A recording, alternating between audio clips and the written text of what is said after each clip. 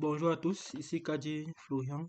Nous allons parler aujourd'hui toujours des pages web sur le ESP32, mais cette fois-ci nous aurons une page un peu plus dynamique car il sera question de collecter des informations sur la température et l'humidité ambiante à partir d'un capteur et de l'afficher sur la page web. Pour y parvenir, nous allons aller tel qu'il suit. Dans la première des choses, nous allons télécharger les librairies dont nous avons besoin, donc pas toujours dans la plateforme Init. On saisit les librairies. Cette fois-ci, vous allez voir donc que nous avons les deux premières librairies qu'on avait déjà utilisées dans les projets précédents, ESP32, Asynchrone Web Server, qui utilise aussi la librairie Asynchrone TCP. Et les versions sont mentionnées. Maintenant, les deux nouvelles librairies qui vont s'ajouter, c'est le DHT11, le DHT Sensor qu'on va utiliser, la version 1.4.2 qui appartient à la liste des grandes librairies de Adafruit. Adafruit qui est vraiment recommandé pour la gestion des capteurs parce que c'est une société qui s'est spécialisée dans l'écriture des protocoles pour la gestion de différents capteurs.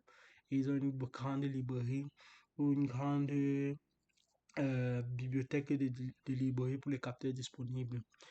Ainsi de suite, nous avons donc toutes ces librairies que nous avons importées.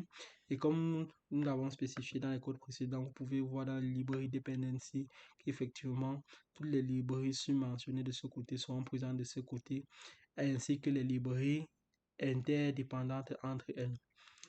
À ce niveau, nous pouvons maintenant aller dans notre code main. Mais comme je l'ai mentionné dans le cours précédent, on va un peu changer la manière de procéder. Donc, qu'est-ce qu'on va faire? C'est que on va créer un nouveau dossier qui va gérer toute la partie design de notre page HTML. Ainsi, nous aurons un dossier data qui se crée en faisant ceci, bouton droit, new folder, et on va appeler ça data. Maintenant, dans le data, on va mettre index.html. Et c'est dans ce index.html qu'on va écrire tout le design de la page web qu'on compte utiliser. Si vous voyez, c'est bien plus touffu, où il y a bien plus d'informations qu'on peut entrer de ce côté, contrairement à charger tout ce côté du côté sur le menu qui ne nous est pas vraiment utile et qui rend le code un peu plus confus. Donc, dans cette page HTML, effectivement, vous voyez qu'il y a plusieurs blocs même. On peut même encore scinder cette page parce que vous allez voir qu'en premier, on a défini le style. Donc, on peut avoir le CSS à part et le HTML à part.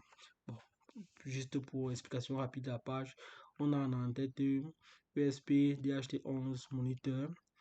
On va définir le body, ça c'est les caractéristiques globales. Donc, on va pouvoir mettre les couleurs, la couleur, le front, qu'est-ce qu'on veut que ça utilise, la bordure, est-ce que le texte doit être centré, et bien d'autres, le margin, quel est l'espace entre la marge. Et tout ça là, bon, c'est plus du côté HTML que ça se gère.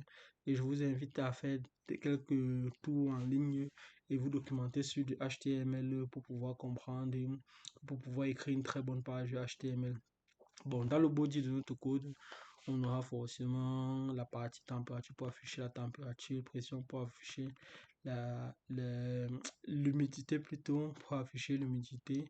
On va définir les ID parce qu'on aura besoin de ces ID pour pouvoir afficher les informations. Donc, qu'est-ce qu'on fait? On va donc avoir un script qui réagit lorsqu'une nouvelle information est transmise par le côté fonctionnel. On va donc prendre cette information, on va traiter cette information et dans la page HTML, on va par exemple faire un traitement par température, prendre cette information et afficher directement sur la page web après la fonction température, la température ambiante et après la partie humidité, l'humidité ambiante.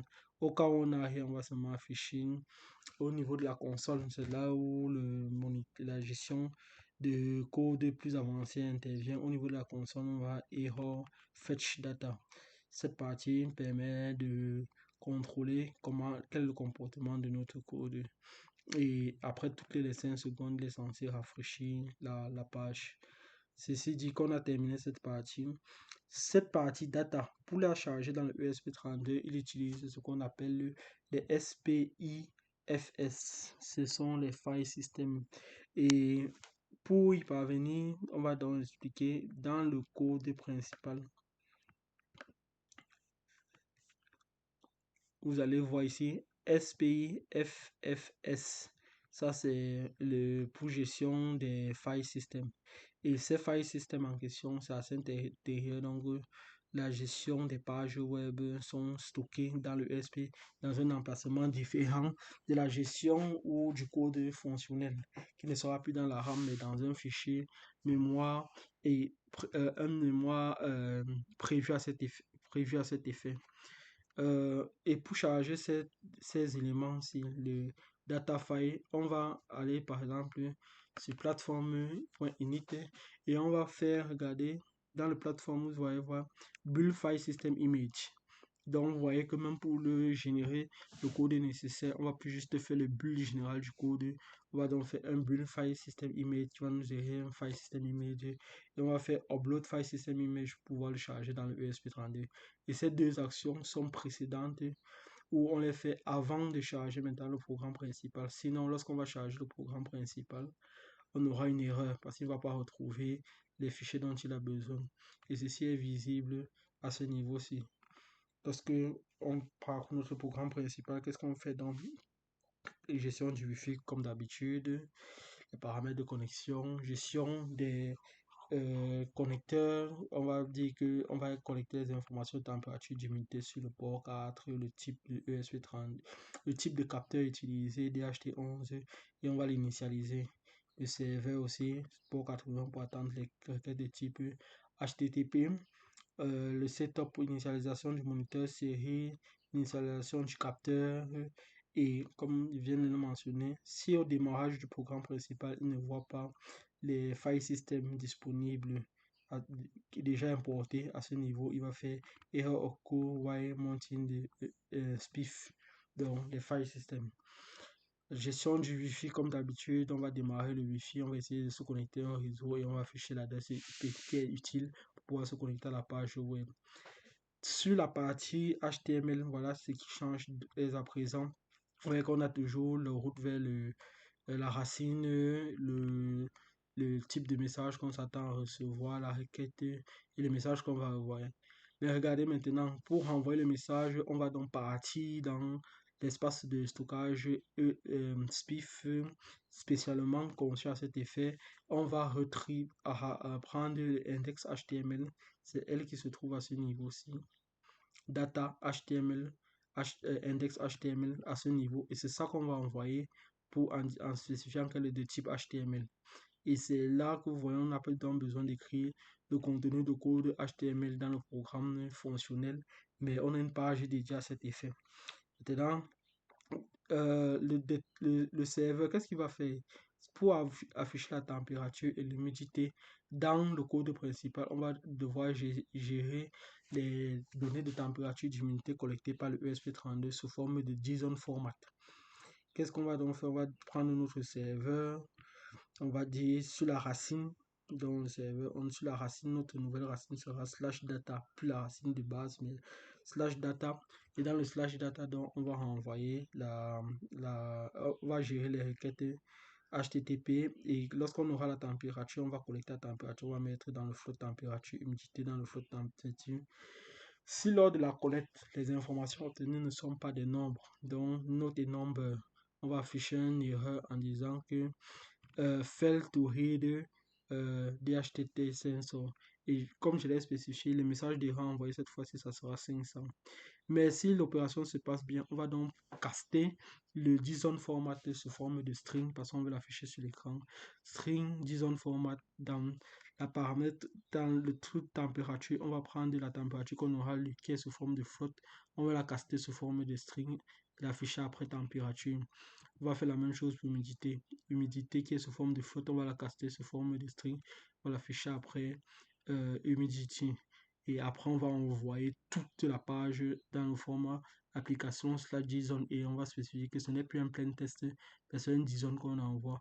et qui va remplacer les paramètres qu'on aura mentionnés dans notre page web. Et on va pouvoir afficher la page web avec les informations qui sont rafraîchies de temps à temps, comme nous avons spécifié dans l'index HTML.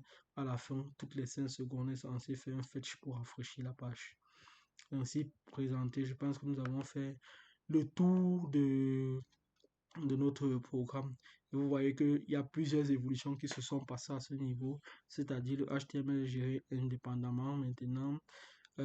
Les requêtes, la page est maintenant plus dynamique, c'est-à-dire les informations vont arriver et seront automatiquement rafraîchies sur la page.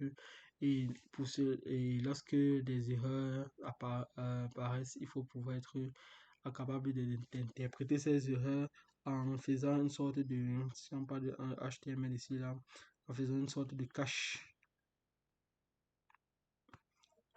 error et on va l'afficher sur la console. Donc il faut maintenant aussi apprendre à gérer la console. Je pense que sur ce, nous avons fait le tour du programme. Et juste pour rappel, vous avez vu donc que dans les librairies, une nouvelle librairie a été importée, c'est-à-dire la librairie DHT.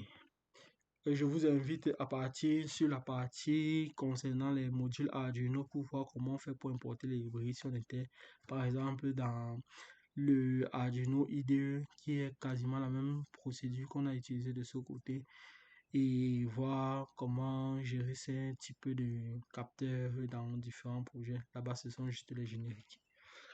Sur ce, je vous remercie. Et juste avant de se séparer, je préfère déjà le signaler. Vous aurez beaucoup de problèmes en concernant la gestion des librairies parce que généralement le compilateur compile le code au fur et à mesure que nous sommes en train de travailler. Donc, quand vous changez, par exemple, dans plateforme IO, vous changez quelque chose ici, là, automatiquement, le compilateur va faire du parsing pour voir les nouvelles librairies qui sont ajoutées et il va essayer de les mettre directement dans la librairie de dependency. Et lorsque vous allez compiler, il va faire le parsing pour le graph path et essayer de voir où sont les librairies sont téléchargées et j'ai compilé à nouveau et parfois il y a des erreurs qui apparaissent déjà. Vous êtes en train de compiler, la librairie est bien là, mais lorsqu'il scanne, il ne voit pas la librairie. Donc, pour essayer de gérer tout ça, qu'est-ce qu'on va faire? C'est qu'on va expliquer un peu comment gérer des librairies. Installer les librairies directement dans une partie de code qui va s'appeler ici là, le include, qui va permettre que à chaque fois qu'on travaille, la librairie n'a pas forcément besoin d'être téléchargée en ligne, mais elle va faire partie du projet. Et comment maintenant, il y a plusieurs messages qui s'affichent généralement lorsqu'on est en train de travailler, comment interpréter ce type de message. Donc, ça sera juste une sorte de vidéo de présentation des autres fonctionnalités de plateforme IO parce que généralement quand on travaille, il y a plusieurs aspects à prendre en compte et tout cela n'est visible que lorsqu'on est en train de travailler et lorsqu'on a des erreurs, savoir comment s'y prendre pour résoudre ces erreurs. Sur ce, je vous remercie et à une prochaine vidéo.